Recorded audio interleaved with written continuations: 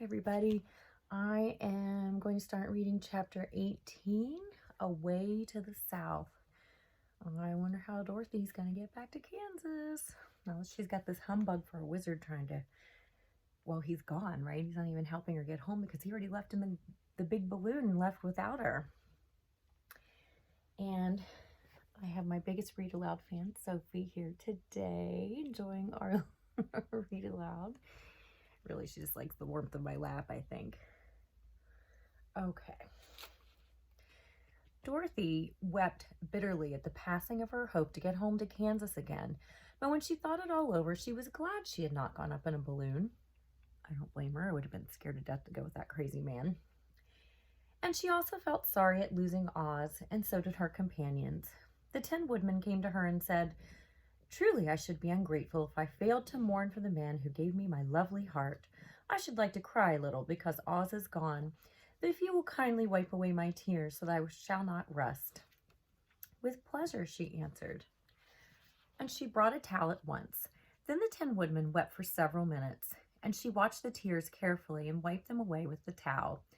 When he had finished, he thanked her kindly and oiled himself thoroughly with his jeweled oil can to guard against mishap. The Scarecrow was now the ruler of the Emerald City, and although he was not a wizard, the people were proud of him. For they said, "There is not another city in all the world that is ruled by a stuffed man." And so, as far as they knew, they were quite right. The morning after the balloon had gone up with Oz, the four travelers met in the throne room and talked matters over. The Scarecrow sat in the big throne, and the others stood respectfully before him. "We are not so unlucky," said the new ruler, "for this palace and the Emerald City belong to us, and we can do just as we please. When I remember that a short time ago I was up on a pole in a farmer's cornfield, and that I am now the ruler of this beautiful city, I'm quite satisfied with my lot." "I also," said the Tin Woodman, "am well pleased with my new heart, and really that was the only thing I wished in all the world." "For my part, I am content in knowing I am as brave as any beast that ever lived, if not braver," said the Lion modestly. "If Dorothy would only be contented to live in the Emerald City," continued the Scarecrow, "we might all be happy together."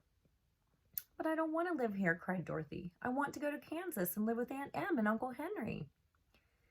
"Well, then, what can be done?" inquired the Woodman.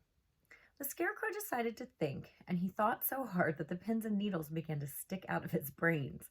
Finally, he said, "Why not call the winged monkeys and ask them to carry you over the desert?" He is really smart. "I never thought of that," said Dorothy joyfully. "It's just the thing. I'll go at once for the golden cap." When she brought it into the throne room, she spoke the magic words, and soon the band of winged monkeys flew in through an open window and stood before her. "This is the second time you have called us," said the Monkey King, bowing before the little girl. "What do you wish?" "I want you to fly with me to Kansas," said Dorothy. But the Monkey King shook his head. "That cannot be done," he said. "We belong to this country alone and cannot leave it. There's never been a winged monkey in Kansas yet, and I suppose there never will be, for they don't belong there. We shall be glad to serve you in any way in our power, but we cannot cross the desert. Goodbye." Well, it was a good idea while it lasted. And with another bow, the Monkey King spread his wings and flew away through the window, followed by all his band. Dorothy was almost ready to cry with disappointment. "I've wasted the charm of the golden cap to no purpose," she said, "for the winged monkeys cannot help me." "It is certainly too bad," said the tender-hearted Woodman. The Scarecrow was thinking again, and his head bulged out so horribly that Dorothy feared it would burst. "Let us call in the soldier with the green whiskers and ask his advice."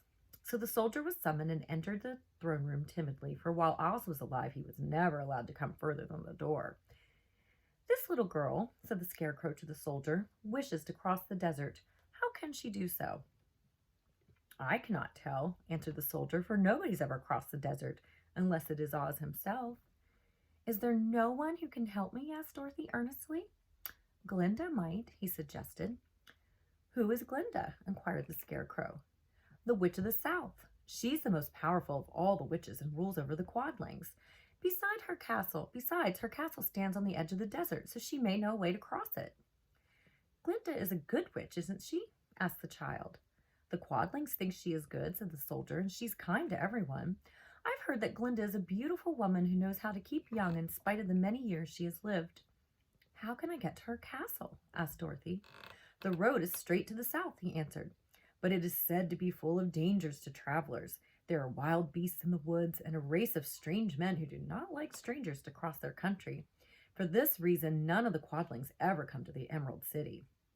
The soldier then left him, and the Scarecrow said, "Well, they could probably use the winged monkeys to get there. I don't know." It seems, in spite of the dangers, that the best thing Dorothy can do is travel to the land of the South and ask Glinda to help her. For, of course, if Dorothy stays here, she will never get back to Kansas. "You must have been thinking again," remarked the Tin Woodman. "I have," said the Scarecrow. "I shall go with Dorothy," declared the Lion, "for I am tired of your city and long for the woods and the country again. I am really a wild beast, you know. Besides, Dorothy will need someone to protect her." "That is true," agreed the Woodman. "My axe may be of service to her, so I also will go with her to the land of the South." "When shall we start?" asked the Scarecrow.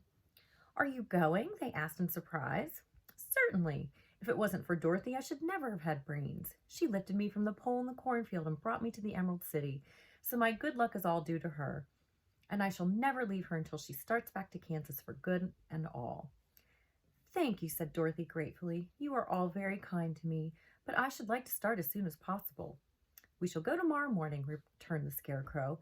"So now let us all get ready, for it will be a long journey." That, my friends, is the end of chapter 18. I still think they should take the winged monkeys to go see Glinda. What do you guys think? All right, tune in tomorrow to find out what happens next. That's the end. Bye-bye.